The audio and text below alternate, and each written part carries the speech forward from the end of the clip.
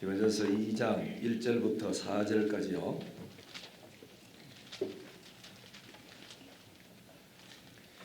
디모데전서 2장 1절부터 4절까지 이교독하겠습니다. 그러므로 내가 첫째로 권하노니 모든 사람을 위하여 간구와 기도와 도구와 감사를 하되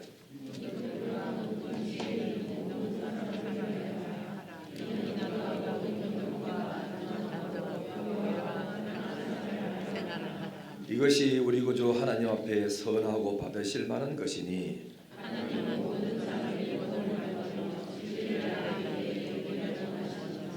아멘. 옆에 인사합시다. 나를 사랑합시다. 다시요. 지도자를 위해서 기도합시다. 여러분 봤지요? 대통령이 탄핵을 딱 당하니까 나라가 어디로 가야 되는지 모르고 외국의 정상들도 와도 만나주지도 않고 만날 수도 없고 그래요. 교회도 담임 목사 위치가 너무 소중해요. 이 담임 목사가 쓰러져 보면은 교회는 풍지박산돼 봅니다. 어디로 가야 되는지도 모르고 어마치인데, 그래서 가정에도 가정에 그 남편이 굉장히 소중하거든. 그래서 가정에는 두 기둥이 있어요. 아내의 기둥이 있고 남편 기둥이 있어. 그래서 이 두 기둥 중에 하나가 뽑혀지면은 그 가정이 휘청거리는 거야. 그렇기 때문에 가정에 남자도 중요하고 여자도 중요하기 때문에 오래오래 같이 이래 사랑하고 사는 게 얼마나 축복인지 모르고 애들한테 큰 힘이 돼요. 엄마한테 해야 될 이야기 있고 아빠한테 해야 될 이야기 있고 아버지를 기대는 힘이 있고 어머니를 기대는 힘이 또 있다고. 그렇기 때문에 참 귀한 줄 알고 해야 되고, 또 우리 교회는 또 당회원이 너무너무 소중해요. 그죠? 우리 당회원들이 있다 하면은 교회가 똑바로 그러니까 앞으로 나갈 수가 없어. 그래서 당회원들도 전체 하나 돼서 담임 목사 목회하는데 수발 들고 협력하는 쪽으로 나가야 되지. 담임 목사를 지손에 집에 넣어가지고 이래라 저래라 끌고 나가면 그 교회는 당회장이 그 장로가 되어 있는 거야. 그럼 그 교회 절대로 성공할 수 없고 은혜스럽지 못하고 있습니다. 우리 대구 영신교회는 지금까지 잘 나오게 된 거 감사합니다. 할렐루야. 네. 서로 이제 사랑하면서 행복한 교회를 만들어가야 됩니다. 이번 주간은 여러분이 6.25 전쟁 75주년입니다. 그래서 지난 주간하고 이번 주간에는 기독교 각 단체에서 어느 교회를 빌려가지고 구호 기도를 많이 해요. 그래서 나라의 경제 또 국가를 위하고 그 자녀를 위해서 우리는 기도할 때가 왔어요. 우리나라는 어느 국가도 그런 거 다 있겠지만 정치 이념이 너무 심해서 좌우가 너무 갈라져 있어요. 그래서 좌쪽에 위로 올라가면 누가 있느냐? 김구 선생이 있고, 우측에 위로 올라가면은 이승만 박사가 있어요. 그리고 김구 선생은 어떤 사람이냐면은 이분도 장로고 이승만도 그 장로입니다. 장로인데 김구 선생은 민족주의자입니다. 그래서 민족주의란 민족의 단결, 민족주의의 독립, 그리고 자주성을 강조해요. 그래서 우리는 민족이니까 북한이든 남하든 하나만 되면 된다. 이게 아주 강한 쪽이 그 이제 민족주의라는 이야기입니다. 공산주의 되든 민주주의 되든 하나가 되어야 된다. 이거거든요. 아주 좀 약간 위험한 그런 생각들이죠. 그 다음에는 이승만 박사는 자유민주주의입니다. 자유민주주의인데 북한에도 인민민주주의라는 말이 있어요. 인민들 중심으로 해가지고 거기는 민주주의가 없죠. 말만 그래 되어 있고. 그리고 민주주의란 뭐냐? 국가의 주권이 국민에게 있다. 그 다음에 국민이 권력을 가진다. 그 권력을 스스로 행사하는 제도가 있는데 이 투표입니다. 투표인데 그래 민주주의의 꽃이라 하는 투표인데 내 손으로 우리가 원하는 대통령을 뽑는다. 이게 이제 우리가 국민이 대통령에게 투표를 해가지고 권력을 그래 맡겨주는 거. 이걸 민주주의라고 하죠. 우리나라는 그리고 또 이게 또 문제가 있는 게 뭐냐면은 그 건국일을 가지고 대한민국 건국일을 가지고 두 쪽으로 그래 갈라져 있어요.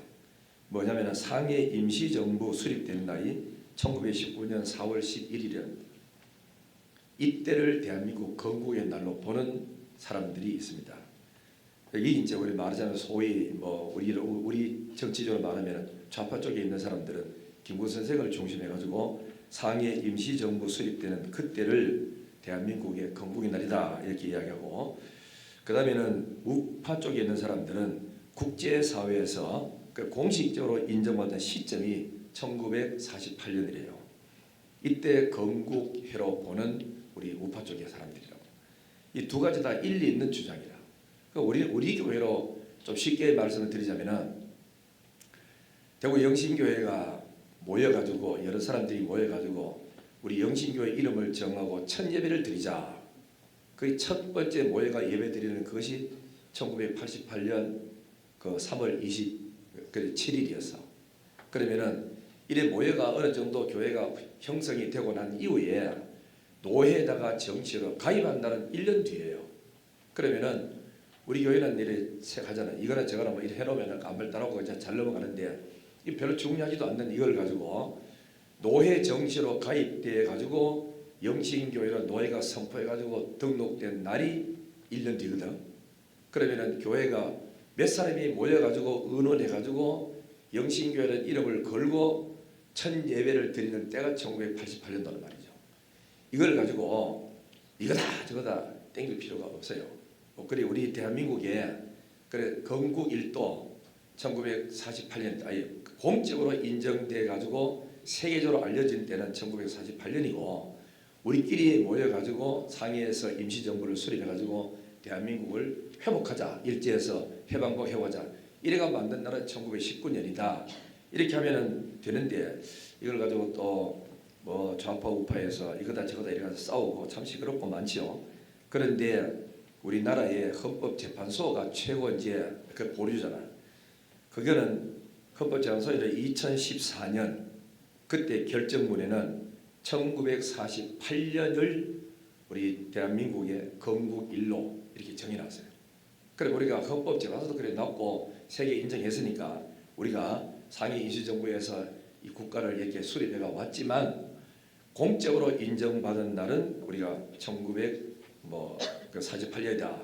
이래 가지고 하면 또 되는데 이런 거 가지고 날짜 가지고 싸우는 거는 우리는 별로 중요하지 않지요. 꼭 예수 안 믿는 사람들은 생일을 막 꼭 땡겨서 해야 된다. 뭐 날짜가 언제다 너무 막 땡기고 밀고 그러잖아요. 그런 건 별로 중요하지. 그보다 더 중요한 건 돈의 문제는 정확하게 계산해야 되지만 서로 화합 의논해 가지고 이래가지고 해도 될 거를 저리 땡기고 밀고 싸우는 경우가 참 많이 있습니다. 우리나라는 우리 기독교인들은 나라를 위해서 큰 일을 많이 해서요. 일제 독립 운동할 때는 앞장선 사람이 거의 다 기독교 교인들이었습니다. 6.25 전쟁에 공산주의를 반대한 사람들도 기독교인들이 많았고 북한의 그 자익 세력들과 공산 당원들을 통해서 그 종교인이 학살 많이 당했는데 가장 피해를 많이 본 지역이 그 전라도입니다. 전라도 지역이고 그리고 기독교인들이 좌익의 손에 학살당한 숫자가 기독교인이 짓게 된 사람이 1,700명이나 그래요. 교회 파괴되는 수는 890여 개. 충남 그러니까 논산에 병천교회가 북한군에 의해서 66명이 그 집단 학살당하고 삽과 몽둥이, 축창으로 찔려서 이렇게 죽었답니다. 그다음에 전남 영광에 그래 염산교회는 77명이 집단 학살을 당했고 전남 영광에 그 야월교회라는 게 있는데 이걸 65명이 교회에 감금돼 가지고 석유 뿌려 가지고 안에서 불태워 죽이는 그런 게 있었고 전남 영암군에서는 영암읍 교회가 교인 26명, 상월교회 나용의 그 전도사님으로 통해서 30명이 집단 학살당하고 신안교회, 전북 김제, 민경교회 우물에 빠뜨려 죽이고 15명의 신도는 그 쇠방치로 뒷머리에 맞아 죽고 죽창에 찔려 죽고 전북 정읍의 그 두암교회는 22명이 살해당하고 전북 영산교회는 77명이 학살당하고 전남 영광 이월교회, 법성교회, 구림교회, 매월교회, 울산 올평교회, 강원도의 철원의 그 장흥교회 등 수많은 교회들이 북한 공산주의와 좌익 세력으로 인해서 박해를 당하거나 순교를 많이 당했다 하는 게 교회의 그 역사가 있습니다. 그 다음에 이제 6.25 전쟁으로 인해서 피해 입은 뭐 시설들이 많잖아. 공공시설이 542개, 학교 파괴가 3만 3천 개, 시찰 및 교회가 그래서 시찰 아니고 사찰 및 교회가 5,236개가 파기당하고 병원이 940개, 그 주택이 52만 4천 동이 파괴되었다 합니다. 전쟁은 모든 것을 다 빼앗아갑니다. 자유도 뺏어가잖아요. 지금 여러분 우리 현실에 다 보고 있죠. 우크라이나, 러시아 전쟁이 돼가지고 전부 집도 없고 피난 가야 되고 멀쩡하던 가정들이 전부 다 직장 다 잃고 아주 어려움을 많이 겪고 있고 지금 이란과 또 그다음에 이스라엘 지금 같은 싸움이 붙어 있죠. 이런 일로 해서 자유도 뺏기지, 안정도 뺏기지, 건강도 뺏기지, 번영도 뺏기지, 배움이라는 기회도 다 잃게 되죠. 행복도 뺏기지요. 재산도 뺏기고 생명 뺏기고 삭대 뺏기고. 우리는 어떤 일이 있어도 전쟁이 안 일어나도록 우리 기도하고 우리 각자 해야 될 일을 잘 해야 되리라 생각됩니다. 우리 나라를 위해서 특히 대통령과 우리 교회 국가의 관료들을 위해서 기도하고 국회를 위해서 기도해야 됩니다. 국회가 악법을 통과시키면은 교회도 피해를 많이 봅니다. 그래서 뭐 차별금지법이라든지 동성연애법이라든지 그 성전환 수술 안 해도 자기가 원하면은 남자인데도 여자로 인정해주는 이렇게 해주는 이런 법을 통과시키려고 지금 준비하고 있어요. 우리는 국가를 위해서 기도를 많이 해야 되고 성경에도 보면은 나라를 위해서 기도한 일들이 참 많아요. 모세가 이스라엘 백성들이 광야에서 죽을 위기에 오고 있을 때 모세는 목숨 걸고 하나님 앞에 그 기도했습니다. 이스라엘 백성들이 애굽에서 그 종살이할 때 해방을 위해서 온 민족이 하나님 앞에 부르짖었죠. 그리고 이스라엘 백성들이 그 바벨론에 포로로 이제 잡혀가 있을 때 70년 포로 생활할 때 다니엘, 느헤미야, 에스라, 모르드게, 에스더 이런 사람들이 그 기도를 많이 했습니다. 우리는 정치인을 위해서 특히 기도를 많이 해야 됩니다. 여러분이 마음에 들든 안 들든 간에 대통령으로 딱 뽑히면은 그는 여러분이 인정을 해야 돼요. 왜 그러냐면은 모든 권력은 하나님께로부터 온다 그랬어. 그래서 하나님이 허용한 거예요. 그 백성들이 복 받을 사람이 되면 의롭고 좋은 대통령이 나올 거고 백성들이 타락하고 하나님을 떠나고 죄를 지면은 나쁜 대통령 가지고 기독교 탄압하고 억압하는 그런 사람이 세워지는 이래 된 게 전부 다 하나님 손에서 다 이루어지는 걸 알고 우리는 회개할 사람은 회개하고 기도하고 교회는 바로 서야 됩니다. 그래서 바라기는 정치인들은 국가를 위해서 진실로 열심히 일하고 백성들은 자기 위치에서 직장생활 잘하시고 사업도 잘하시고 학생들은 학생 위치에서 부지런히 공부해서 다음 세대를 준비하고 주부들은 절약하고 살림을 잘해서 잘 살고 저축하고 종교인들은 하나님 앞에 나와서 기도하고 의롭게 살고 이렇게 믿음으로 살아서 정말 각자 맡은 자리에서 충성하는 이것이 바로 나라를 생각하는 것이고 보호하는 것이다 하는 것이 됩니다. 이제 우리 성경 말씀을 좀 봅시다. 디모데전서 2장 1절 보세요.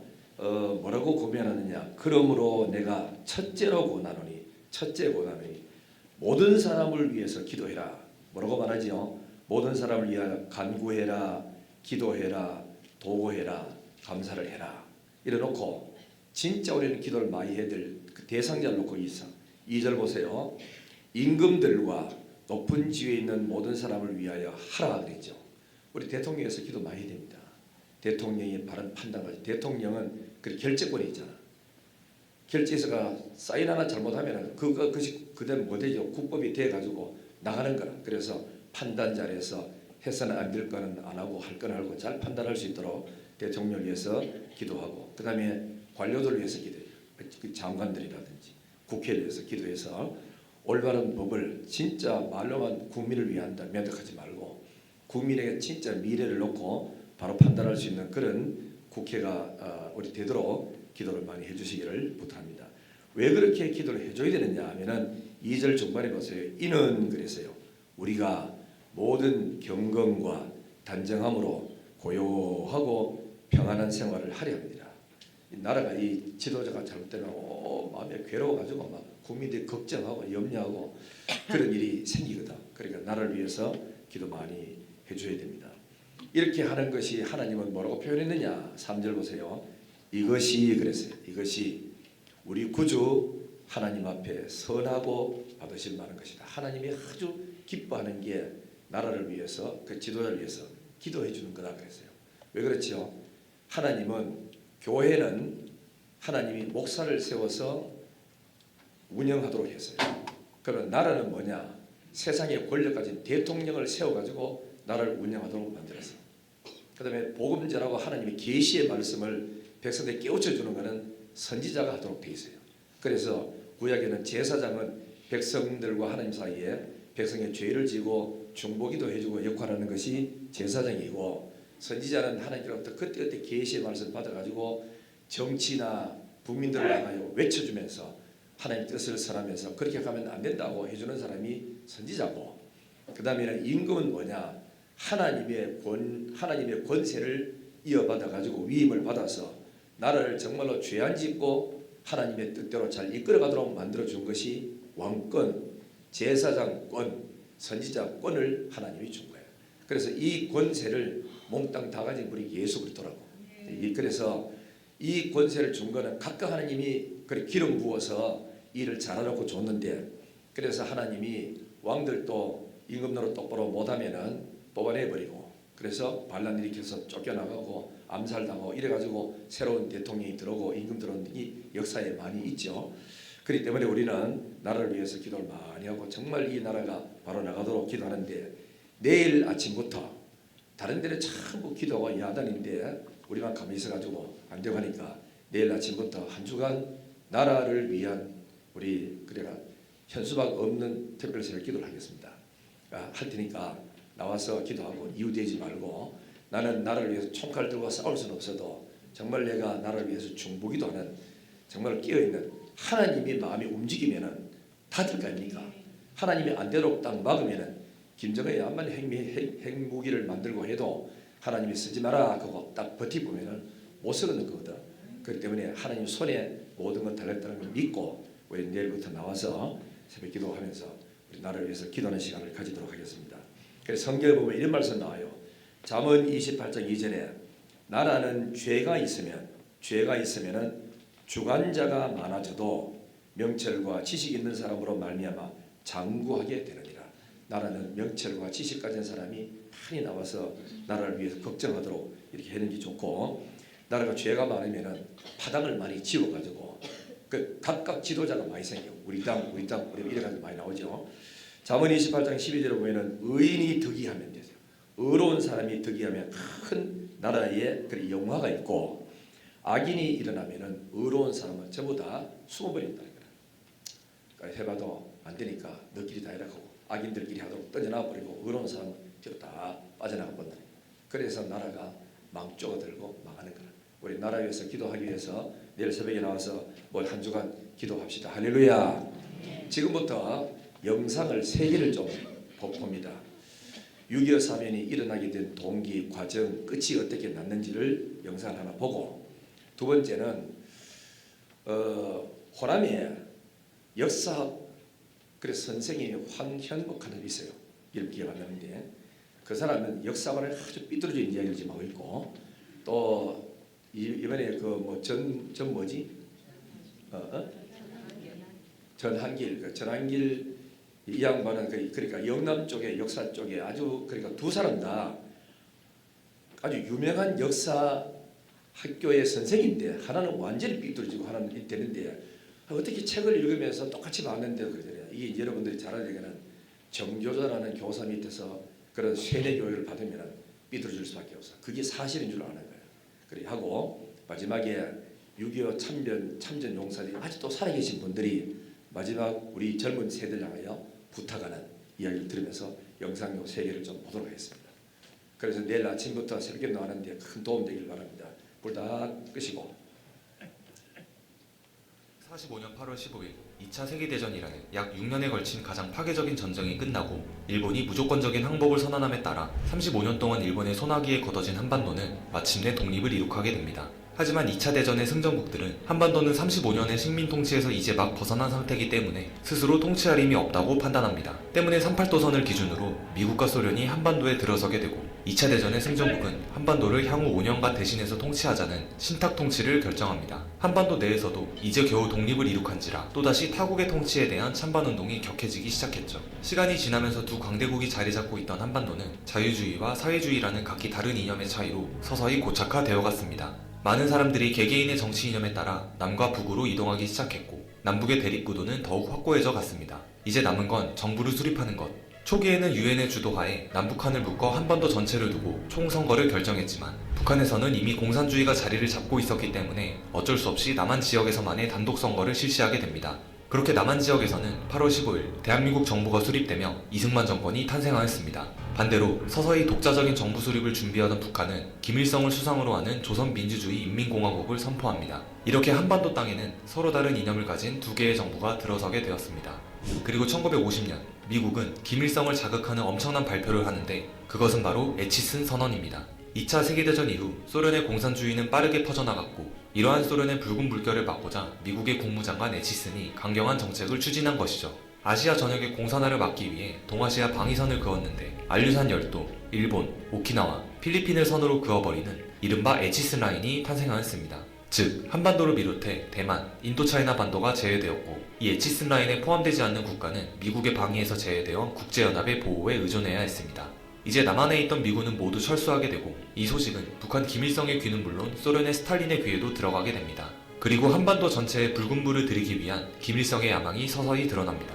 당시 양쪽의 국력 상황은 한국군은 탱크가 한 대도 없고 국민 성금으로 캐나다로부터 구입한 항공기 10대가 전부인 반면에 북한군은 소련으로부터 탱크 242대, 항공기 211대, 각종 포 3,500문을 확보했기 때문에 김일성은 이 상황에서 남친 공격만 진행하면 백전백승할 것이라고 확신하고 있었습니다.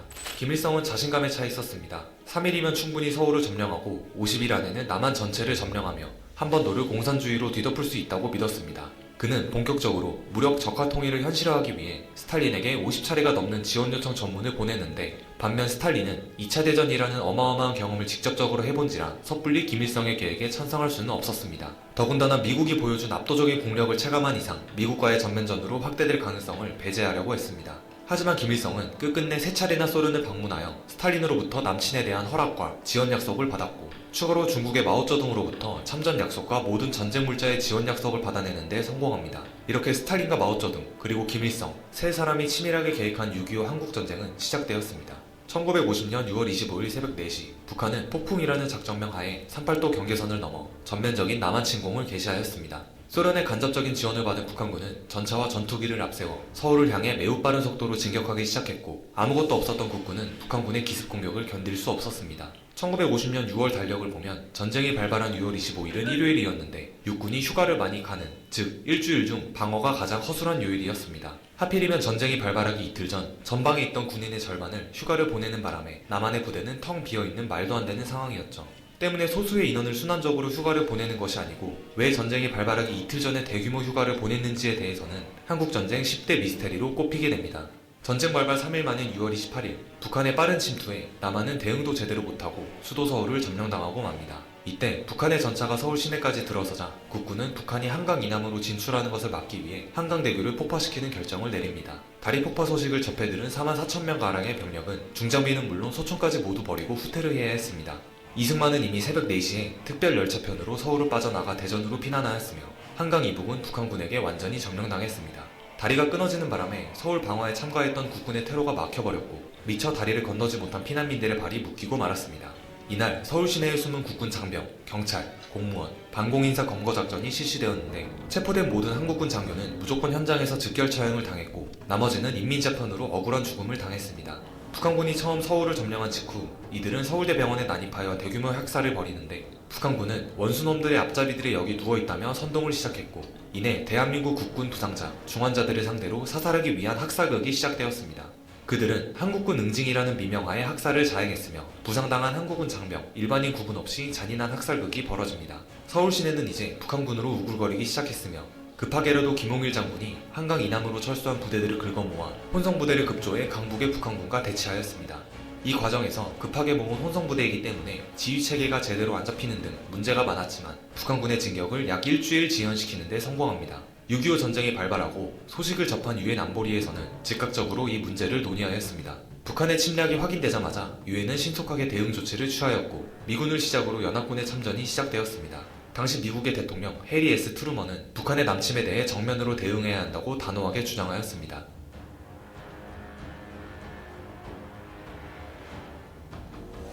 사태를 중시한 트루먼 대통령은 미 해공군과 지상군의 한국 출동을 명령함과 동시에 한국 전 해안의 해안 봉쇄를 명하였습니다.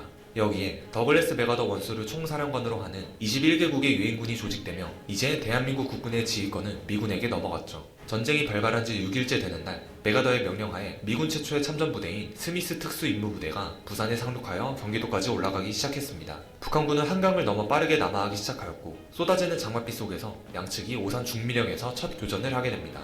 하지만 기대도 잠시 북한의 거침없는 공격에 스미스 부대는 무참한 패배를 맛봐야 했고 미군과 국군에게 엄청난 충격과 실망을 안겨주게 됩니다. 미군이 참전했다는 것을 알면 북한군이 물러설 것이라고 생각한 맥아더의 예상은 완전히 빗나갔습니다. 하지만 비록 전투에서는 패배했지만 이를 계기로 세계 각국의 파병을 이끌고 북한군의 남진을 6시간 넘게 저지하면서 국군과 유엔군의 반격을 위한 귀중한 시간을 벌어주게 됩니다. 북한군은 대전을 넘어서 새 방면으로 침공을 계속하였습니다. 유엔의 지원이 결정된 후 투입까지의 시간이 걸렸기 때문에 국군과 일부 미군은 계속 후퇴에 후퇴를 거듭해 대구와 경상남도 일부 지역을 제외한 전 국토가 공산당의 수중에 들어가게 됩니다. 이러한 북한군의 공세에 밀린 대한민국 정부는 부산으로 이전하였고 전국의 피난민들 또한 부산으로 몰려들었습니다. 한미연합군은 낙동강 방어선을 구축하고 압도적인 병력과 장비를 갖춘 북한군의 남하를 지연시키는 데 총력을 기울입니다. 낙동강 전선이 무너지면 북한이 대구와 부산을 함락하며 한반도 전체를 먹는 것은 시간 문제였죠. 특히 이 당시 전선의 상황이 급박하고 국군의 병력 소모가 상당했기 때문에 일반인은 물론 학교에서 공부하던 학생들도 급하게 나와 전쟁에 참여했습니다. 약 27만 명의 학도병이 모집돼 총을 쏘는 요령만 습득한 뒤 곧바로 전선에 투입되었는데 이들은 대부분 나이가 14세에서 17세에 불과했죠. 격전을 치르고 나면 부대원의 30-40%가 사라졌고 이들은 이전처럼 수많은 학도병과 민병대로 교체되었으며 나중에는 분대장이 자신에게 배속된 분대원의 얼굴과 이름도 모른 채 전투에 나서는 지경까지 이르렀습니다. 북한군은 대구 바로 위인 경상북도 칠곡까지 내려왔고 국군과 미군은 최후의 결전을 전개해야만 했습니다. 칠곡에 위치한 다부동 일대는 대구에 이르는 관문에 해당했고 전술상 대단히 중시되었습니다. 북한의 집요한 공격에 맞서 백선엽 준장이 이끄는 국군이 어마어마한 희생을 무릅쓰고 북한군을 저지하기 시작했습니다. 당시 이곳에서 싸웠던 참전용사의 회고에 따르면 북한의 박격포와 수류탄이 비처럼 쏟아져 선임, 후임 할 거 없이 모두 쓰러져 있었으며 살기 위해선 필사적으로 싸워야 했다고 합니다. 특히 북한 공산군 박격포가 정말 지독했으며 자신의 전우들이 그때 정말 많이 죽었다고 합니다. 때는 8월의 무더운 날씨라 전장에서 주먹밥을 먹을 때면 시체 썩은 내와 함께 먹어야 했죠. 6.25 전쟁 중에서도 가장 치열했던 전투로 꼽히는 다부동 전투에서 대한민국 국군이 대공세 방어에 성공함에 따라 대구로 진출하려던 북한의 기세를 꺾게 됩니다. 이로써 북한군은 공세 종말점에 도달하고 유엔군의 증원 파병 때까지 또 한 번의 여유 시간을 마련하게 됩니다. 이렇듯 초반 전투에서 국군과 미군은 후퇴를 거듭하는 동시에 유엔군이 도착할 때까지 시간을 벌이는 지연전을 펼쳐야 했습니다. 8월 말이 되자 조선인민군은 공격을 오래 지속하기가 어려워졌고 국군과 미군의 끈질긴 방어에 커다란 손해를 받은 상황이었습니다. 북한군은 보급 또한 제대로 이루어지지 못했기 때문에 식량, 무기, 장비 등 모든 면에서 물자가 부족해져 갔죠. 한편 양국이 지연전을 펼치는 동안 유엔군은 전세를 뒤집겠다는 작전을 치밀하게 계획하고 있었는데 그렇게 시행된 게 작전명 크로마이트, 바로 인천 상륙 작전입니다. 북한군이 거의 점령한 한반도의 허리 부분을 강타한다는 이 계획은 맥어더 장군에 의해 진행되는데 사실 초반 미 합동참모본부는 상륙작전을 펼친다는 것에 전적으로 동의했지만 그 지역을 인천으로 정하는 것에는 반대했습니다. 인천의 밀물과 썰물의 차이가 10m에 달하고 엄청난 갯벌을 형성하며 수로와 해안의 조건 또한 너무나 불리했습니다. 즉 인천이 상륙하기 힘든 특징이라는 특징은 거의 모두 보유하는 바람에 터너 조이 대독은 성공률이 5000분의 1도 되지 않을 것이다 라고 주장했고 일부 참모들은 장소 변경을 권하기도 했습니다. 하지만 맥어더의 주장은 달랐습니다. 태평양 전쟁에서 총 87차례의 상륙작전을 전개할 만큼 경험이 풍부했던 그는 인천을 고집하였습니다. 서해안에 갯벌이라는 장애물이 있지만 이것을 성공만 한다면 북한군의 테러와 보급선을 차단하며 전황을 뒤바꿀 수 있다고 확신하였습니다. 또한 인천 외에 맥어더 장군이 원하는 적 후방의 완전 단절이라는 조건을 만족할 만한 장소가 달리 없었습니다. 하지만 해당 작전을 성공으로 이끌기 위해서는 인천 상륙작전과 더불어 북한군을 교란하기 위한 양동작전이 필요했는데 서해안의 인천과 정반대 방향인 동해안에 772명의 병력을 상륙시킨다는 일명 장사상륙작전이었습니다. 이 작전은 인천 상륙작전과 같은 날 동시에 진행되기로 계획되었는데 위치는 경상북도 영덕 장사리로 정해졌습니다. 작전에 투입된 병력의 93%는 역시 16세에서 19세 소년 학도병들이었고 그들에게 군번도 계급도 없었죠. 상륙작전에는 도가 터있기에 자신의 의견에 누구보다 확신이 있었던 메가더는 그동안의 경험을 6.25 전쟁에서도 그대로 적용했습니다. 그리고 1950년 9월 15일 지금까지 낙동강 방어선에서 지원군이 오기까지 전선을 막아줬다면 이제 한번도에 도착한 메가더와 유엔군이 전세를 역전시키기 위한 인천 상륙작전을 감행합니다. 7만 5천여 명의 병력과 261척의 해군 함정이 인천에 투입되고 같은 날 경북의 장사리에서도 772명의 학도병이 상륙해 양동 김만 작전을 펼치기 시작하였습니다. 인천에서는 서울을 수복하기 위해 빠르게 움직이기 시작했으며 이에 발맞춰 낙동강 전선 일대에서도 대대적인 반격이 벌어졌습니다. 지금까지 북한의 진격에 수세에 몰렸지만 상륙작전으로 전황이 완전히 뒤집혀지자 김일성은 당황하였습니다. 대한민국 국군과 유엔군은 2주 만에 수도 서울을 수복하는 데 성공하고 10월이 되자 최초로 38선을 넘어 북진하기 시작하였습니다. 파죽지세로 밀고 들어간 이들은 북한의 수도인 평양까지 차지하며 마침내 압록강 부근까지 도달하여 중국 국경에 이르렀습니다. 파란 물결이 한 번 더 전체를 뒤덮으려고 하는 바로 그때 잠자코 있던 중국이 북한을 도와 나서기 시작했습니다. 사실 북한이 멸망 위기에 몰리자 김일성은 다급히 소련과 중국에게 지원 요청을 하게 되는데 소련의 스탈린은 여전히 전쟁 참여에 소극적인 입장을 보였지만 마오쩌둥은 달랐습니다. 미국과 한국이 북한의 영토를 순식간에 차지하고 이제는 중국의 문턱까지 다가오자 비로소 위기감을 느낀 마오쩌둥은 전쟁에 적극적으로 참전하기로 마음먹었습니다. 그리고 수십만의 중공군이 북한을 지원하며 남진하기 시작했습니다. 이들은 과거의 국공내전에서 사용했던 과감한 우회와 매복, 그리고 결정적인 순간에는 수많은 전력을 집중시키는 소위 인해전술을 사용하였습니다. 설상가상으로 그나마 부족했던 공군력까지 소련의 스탈린이 메꿔주면서 무서운 속도로 내려오기 시작했습니다. 메가더 장군은 중공군 수십만이 북한에 투입되었고 새로운 전쟁이 시작되었다고 발표하였으며 이러한 중국의 기세에 서부전선, 동부전선 모두 후퇴해야만 했습니다. 이 과정에서 유엔군과 피난민이 장진호 일대에서 중공군에게 포위당하는 일이 발생합니다. 함경도 전역이 중공군 수중에 넘어가면서 이들은 퇴로가 끊겨버렸기 때문에 남쪽으로 내려갈 방법이 없었습니다.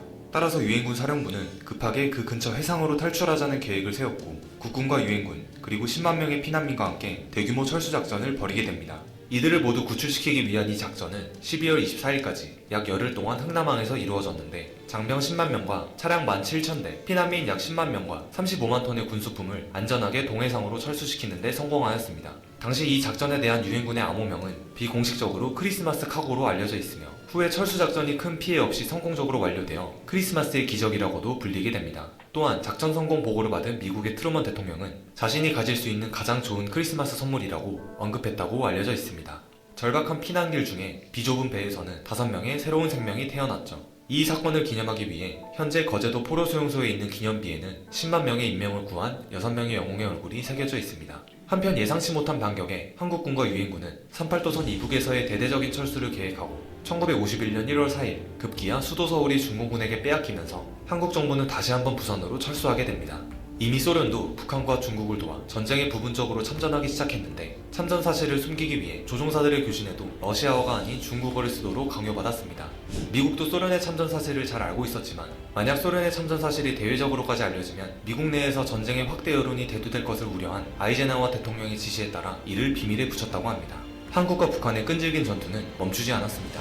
한국은 서울을 뺏긴 지 2달여 만에 다시 되찾는 데 성공하지만 38도선 부근에서 양측의 일진일퇴가 거듭되면서 전쟁은 오랫동안 계속되었습니다. 전선이 고착화됐고 전쟁에 이미 소련도 부분적으로 참전했기 때문에 세계 여러 나라들은 머지않아 전쟁이 확대될 것이라고 생각했죠. 때문에 한국을 제외한 대부분의 국가가 얼른이 한국 전쟁을 중단하고 휴전을 하자고 주장하였습니다. 하지만 공산주의를 결사 반대하던 이승만만큼은 북진을 고집하며 휴전에 협조하지 않았습니다. 이승만은 유엔의 도움으로 통일된 한국의 지도자가 되기를 희망하였기에 조선민주주의 인민공화국 정부를 완전히 제거하는 데 방해가 되는 어떤 협정에도 반대했습니다.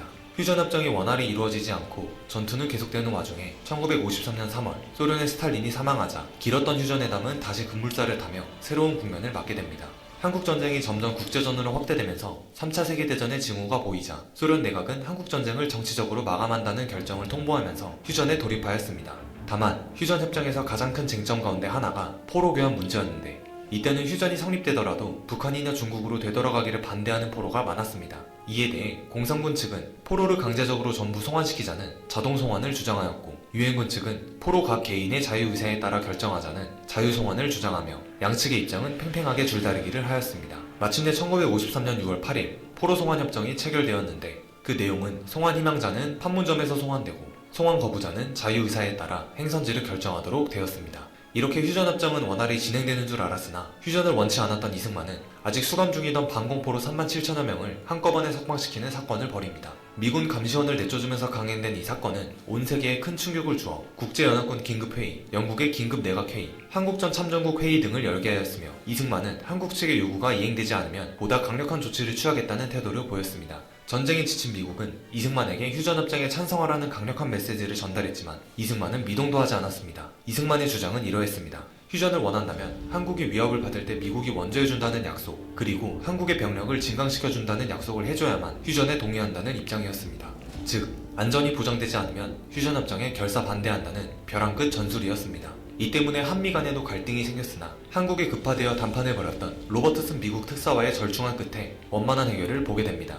미국은 한미상호 방위조약을 체결, 경제원조, 한국군 증강 등 한국의 안보태세가 굳건해질 수 있는 조건으로 이승만에게 휴전 동의를 얻어냈죠. 그리고 마침내 1953년 7월 27일 한국과 북한 양측 간의 정전협정이 체결되면서 약 3년 1개월 동안 치러진 한국전쟁은 중단되었습니다. 전쟁이 발발한 1950년 이래 휴전 상태는 약 70년 동안이나 지속되고 있습니다. 참혹했던 6.25 전쟁은 잠시 중단되었지만 이 전쟁으로 대한민국은 엄청난 물적, 인적 피해를 입었습니다. 여기에 군인 전 사상자, 실종자가 62만 명, 민간인 피해 99만 명이었으며 유엔군 사상자 실종자가 15만 명에 달했죠. 수십만의 전쟁 고아와 미망인이 발생하였으며 가족이 헤어진 이산가족은 1000만여 명에 달하였습니다. 북한 측도 많은 인명과 물적 피해를 입은 건 마찬가지였습니다. 6.25 전쟁 전 남한보다 월등했던 북한의 산업시설과 주택, 건물, 기반시설도 전쟁 중에 거의 파괴되었습니다. 이제 한반도는 군사분계선을 기준으로 둘로 나뉘어 각각 남한에는 자본주의 국가가 북한에는 사회주의 국가가 수립되어 현재에 이르고 있습니다.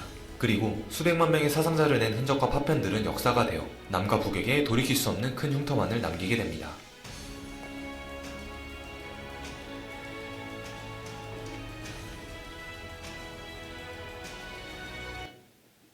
그리고 한국전쟁 6.25는요 미국이 연출, 각본, 시나리오를 다 짰던 전쟁입니다. 미국이 일으킨 전쟁이에요. 그래서 역사 공부를 하는 겁니다. 당연히 6.25 전쟁이라는 것은 소련의 사주하에 북한 김일성이 남한의 전체 공산화를 위해서 침략한 그런 전쟁이죠. 그리고 3년간의 6.25 전쟁 결과 공산화에 실패했죠. 왜냐하면 우리 남한의 전 국민들이 많은 희생을 치렀지만 그중에 잘 막아냈고 결국은 지금까지 공산화를 막아낸 하나의 그런 전쟁 아니겠습니까? 나는 대한민국 6.25 참전용사 김우춘입니다. 자유는 공짜가 아니다. Freedom is not free. 얘들아, 우리가 지킨 대한민국 이제 너희들이 지켜다오. 너희들이 지켜다오. 힘승.